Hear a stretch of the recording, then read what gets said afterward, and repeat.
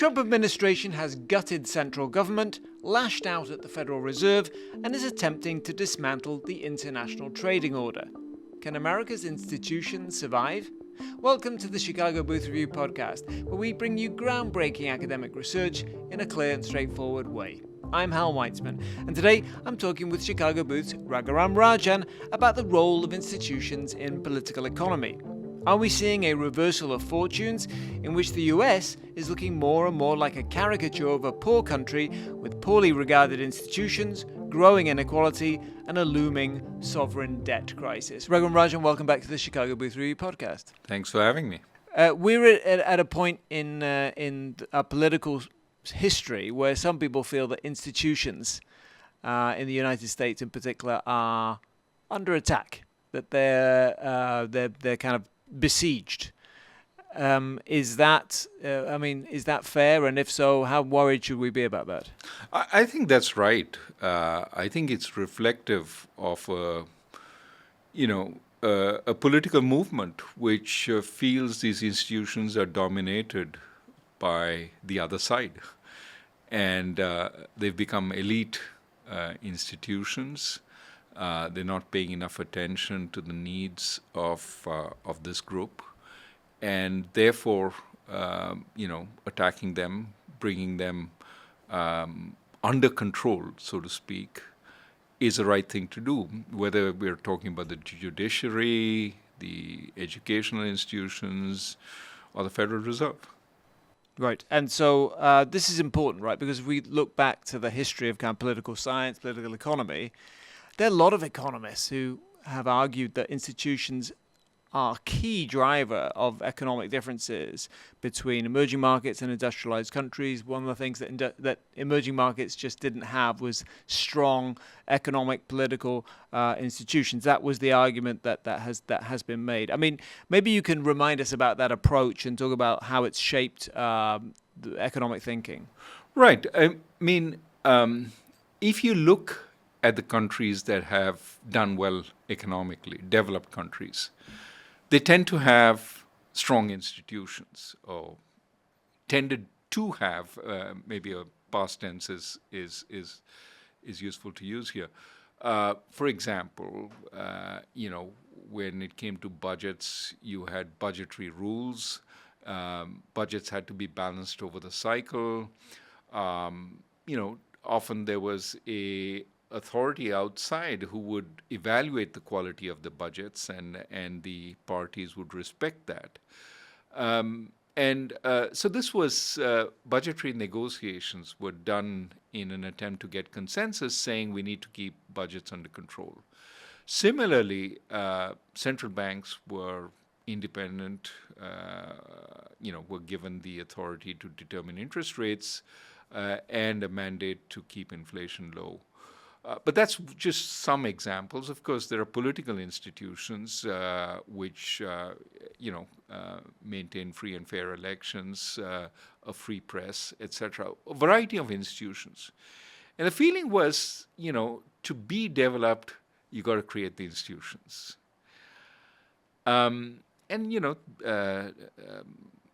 of our colleagues, Jim Robinson, along with Daron Acemoglu and Simon Johnson, won the Nobel Prize for showing in a plausible way that institutions matter. Of course, the sense that institutions matter, there's a whole literature around it, but they had a nice way of showing it by using the way colonies were actually colonized. Did settlers go over there, or did they sort of maintain sort of a more extractive structure with very few settlers there?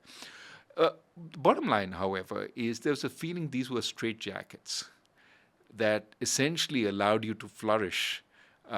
Within the straitjacket, it sort of pointed you towards development.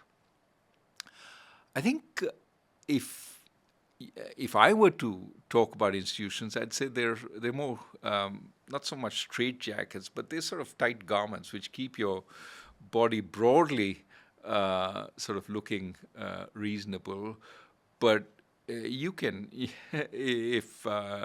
you can escape their confines, and the politics of the moment matter very much as to whether institutions work or they don't.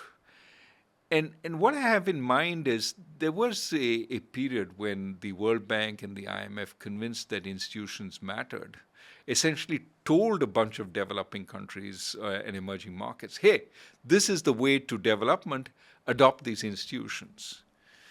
It turns out, if they weren't really ready, and I'll talk about what ready means in just a second, the institutions didn't really matter.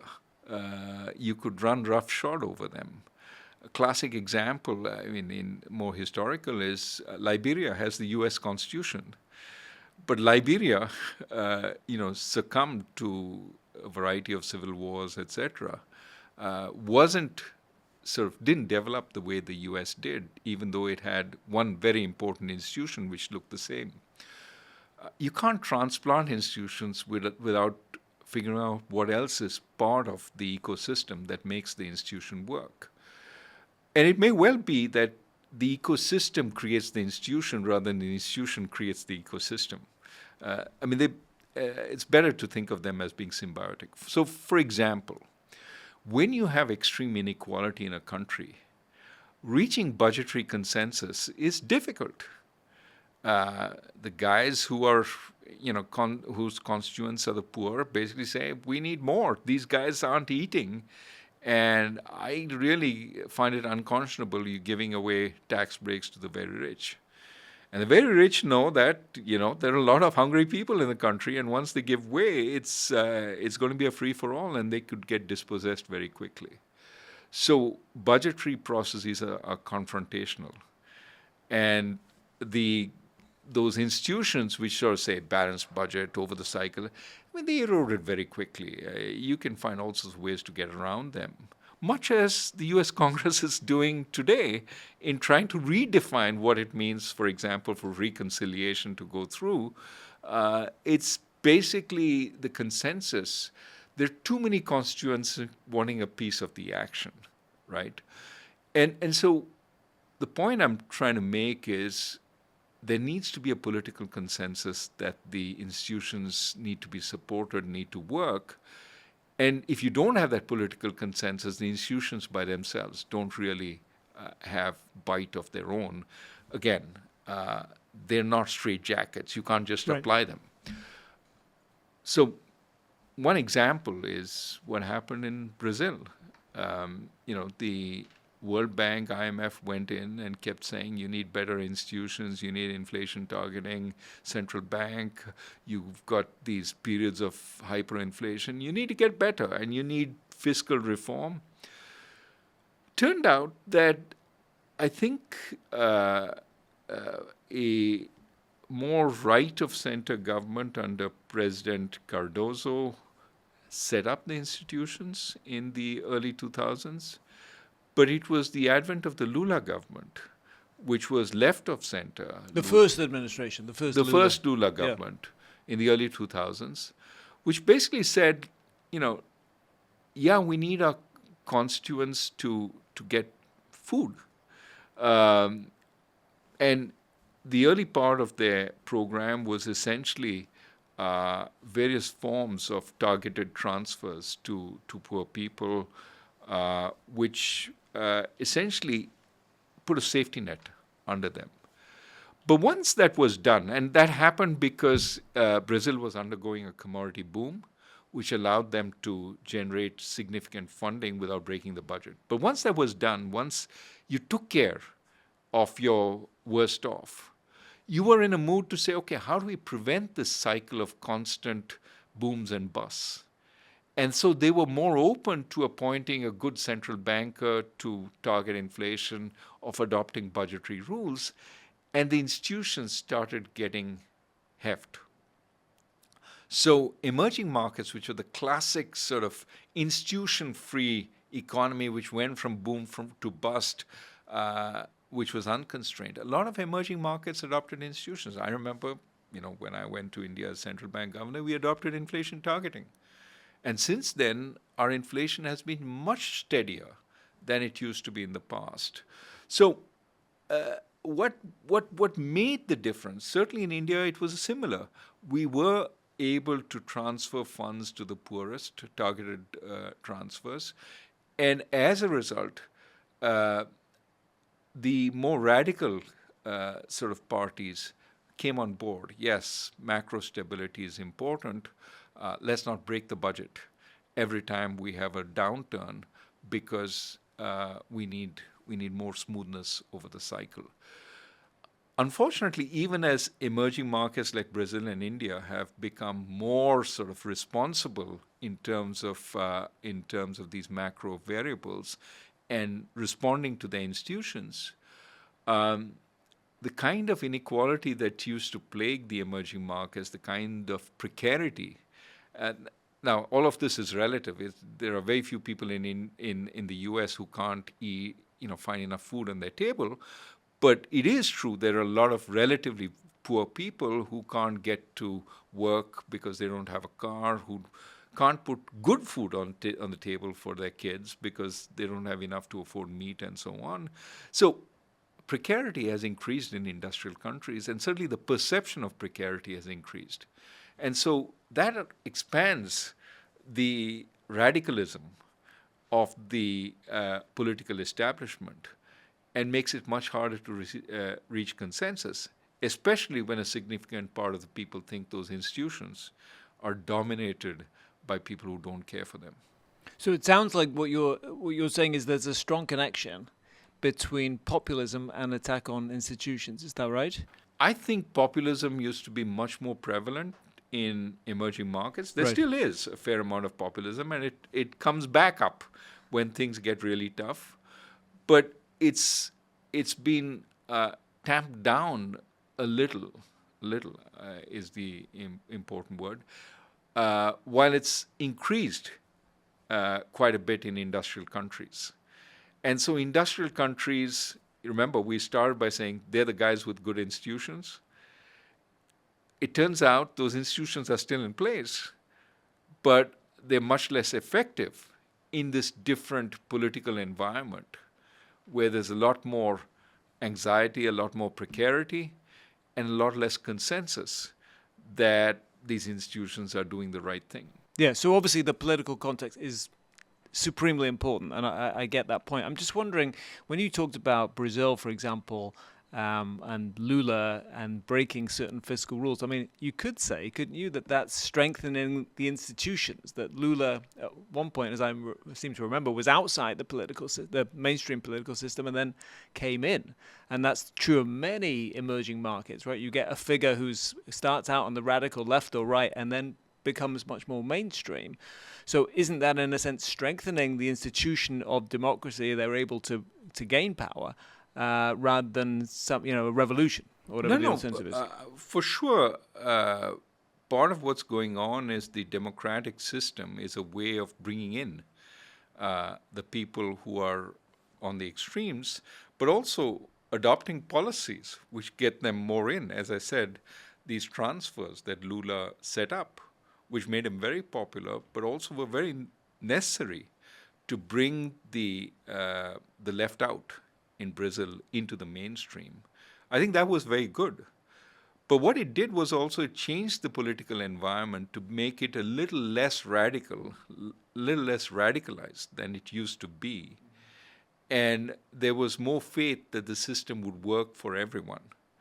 And once that was there, demands became a little more realistic. Okay, we got to balance the budget. Now let's try and work out how much we give each other, and let's not break it every time.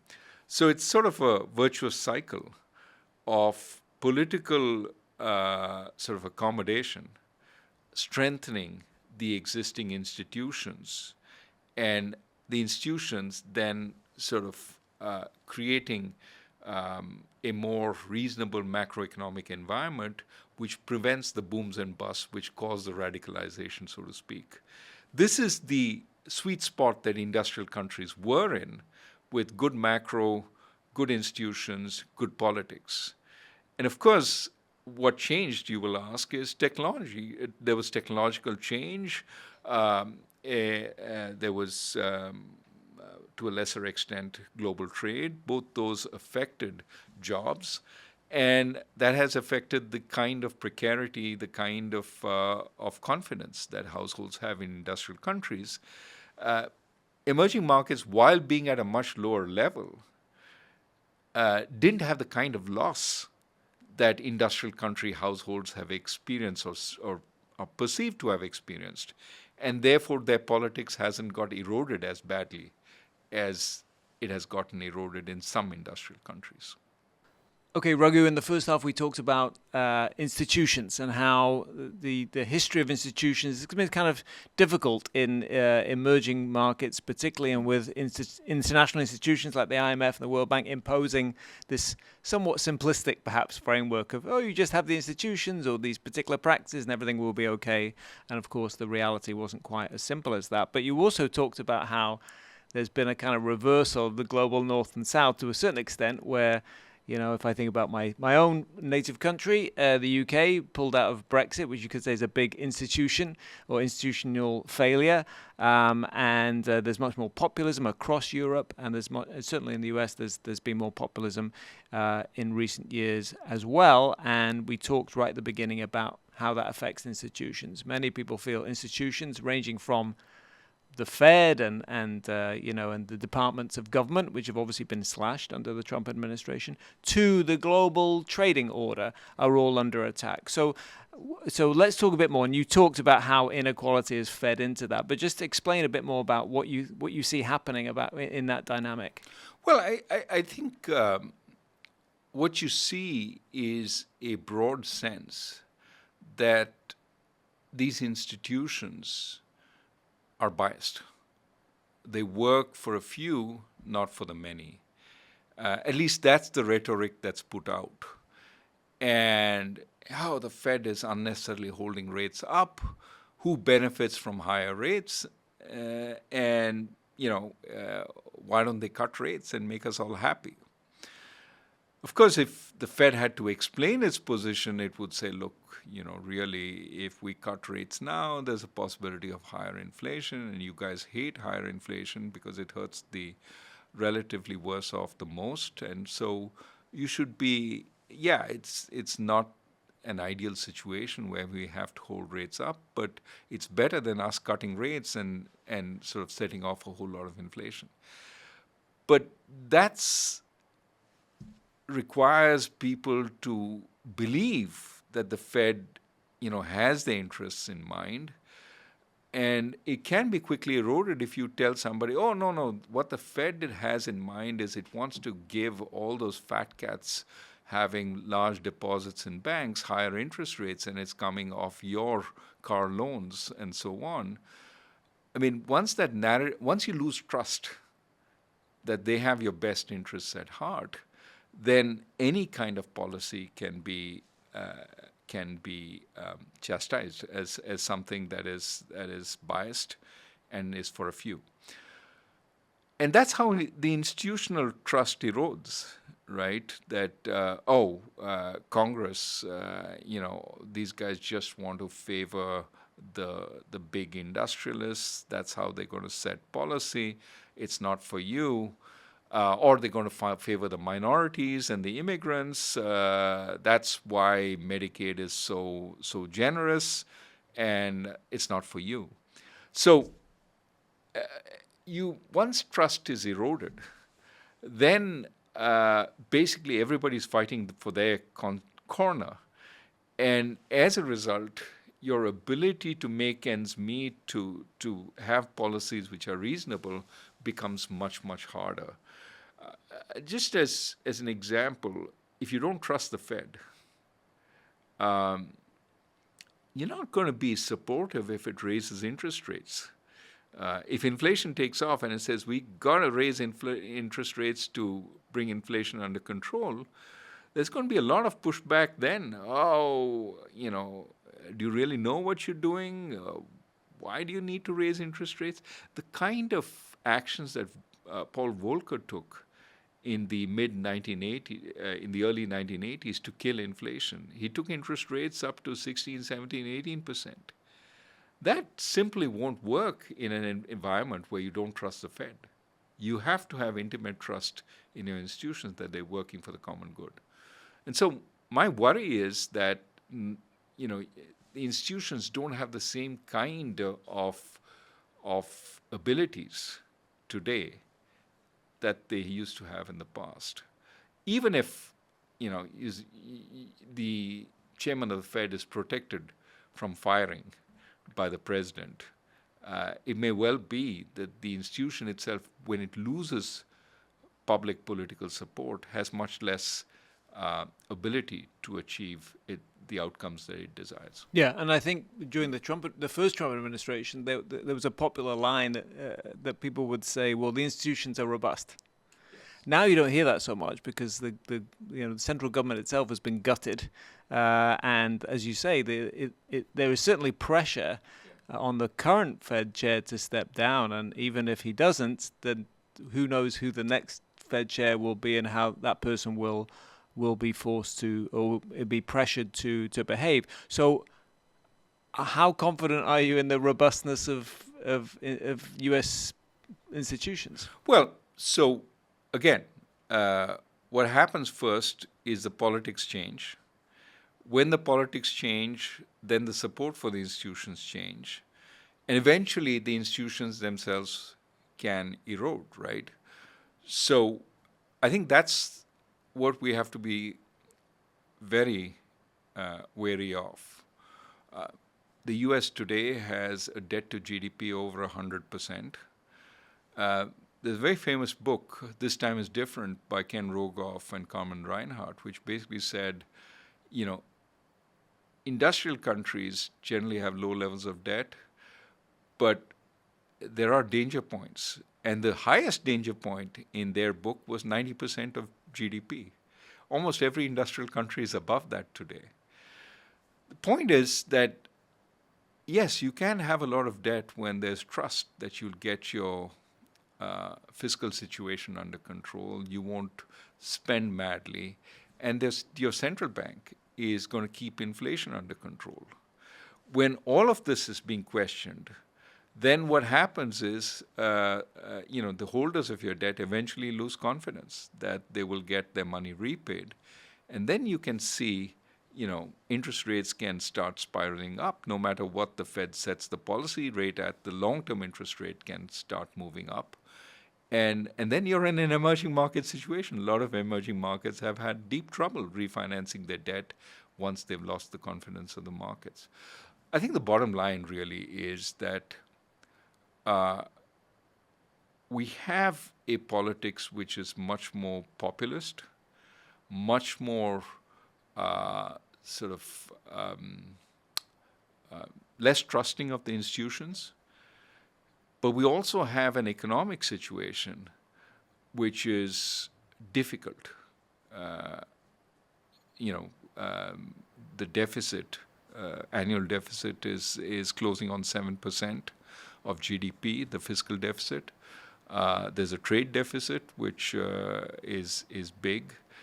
And there is the worry that if you don't inspire confidence, and a lot of your government borrowing has to be financed from abroad, you're in an emerging market-like situation, and eroded institutions don't help. Right, which makes me think that the ultimate institution is the market, which could you might think, as it did in the UK with the Truss government, it might bring discipline. The question I would have is, even if we were to have a sovereign debt crisis in the developed world, would that kind of strengthen institutions, or would it just lead to more populism of a different kind? That's a very good question. It's unclear, right? In a world where sensible heads prevail, and that was the old world. Right. The elite policymakers would get together and say, look, we need to restore macro stability, and here are the ways we do it. We have a fiscal commission which says, here are the ways we need to bring everything under control. And it happens. But you could well imagine, and this is what happened in a bunch of emerging markets, crisis leads to worse outcomes, where you have a left of center radical Marxist who's sort of running for government, and you have a right of center radical something else, a populist who's running for government, and all hell breaks loose. Both are possible, and I don't know that we should be confident that one will happen versus the other. Well, so you mean the sort of technocratic solution versus the populist solution? Yeah, I'm not. Everybody thinks the technocratic solution will help. Will come about, and we've seen it in the crises in 2012 when we had a debt crisis in Europe. The technocratic solution was what came about, and now you see Greece is flourishing again. Right. There was a time when there was fears about the future of the euro area. Draghi, the ultimate technocrat, came out and said, sure. "Trust me, we will preserve the euro," and he did. But today, you've undermined the public view of the chairman of the Fed. I mean, can the chairman of the Fed say, "Trust me, we will take care of the financing of the United States"? Not so clear. And this is all making me think of the book you wrote a few years ago, The Third Pillar, which was all about communities that have been left behind, inequality, and how you really had to address the social and political, economic problems before you, and the inequality you talked about, before you could, or as in the same time as addressing these other issues. Have you seen any progress since you wrote that book in I think there's a lot more talk. I've talked to a lot of people who see that the point of the book was, in developed countries there were large pockets which looked really like poor countries, developing countries, communities that had been left behind. And let's start with these at the extreme. Of course, there are many more disgruntled people, but let's start by saying, it is a travesty that you should have these pockets of underdevelopment in a developed country. Can we revive these by tying up these places to places that are more successful? And that should be, easier done in a developed country. And you know that the UK was talking much more about this in recent years. Of course, the problem is no one strategy has really been carried out. This leveling up idea of the Conservatives, taking places that had fallen behind and bringing them up, I think with a succession of governments that's been let go once again. It's difficult. It's not easy. It's not as simple as let's fix the institutions. The institutions are already there, but it's sort of fixing the economic sort of connections between that community, but also giving it more of an ability to hold its own when those economic connections are filled. It's not just bringing the national market to those communities. It's also giving people in those communities an ability to compete in the national market. And you need to do both at the same time.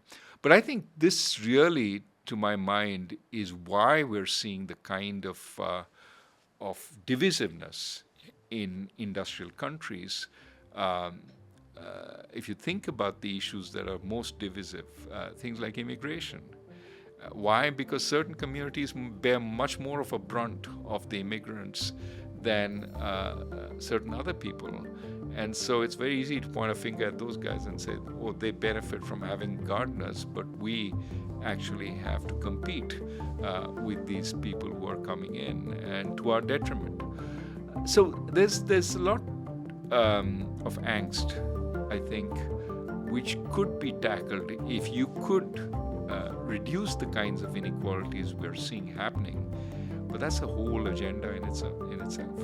Okay, Raghuram Rajan, this has been a little bit of a depressing ending, but we appreciate you coming on and talking about the importance of institutions and perhaps how we can get them back and strengthen them a bit more. Thanks so much for coming back on the Chicago Booth Review podcast. Thanks for having me.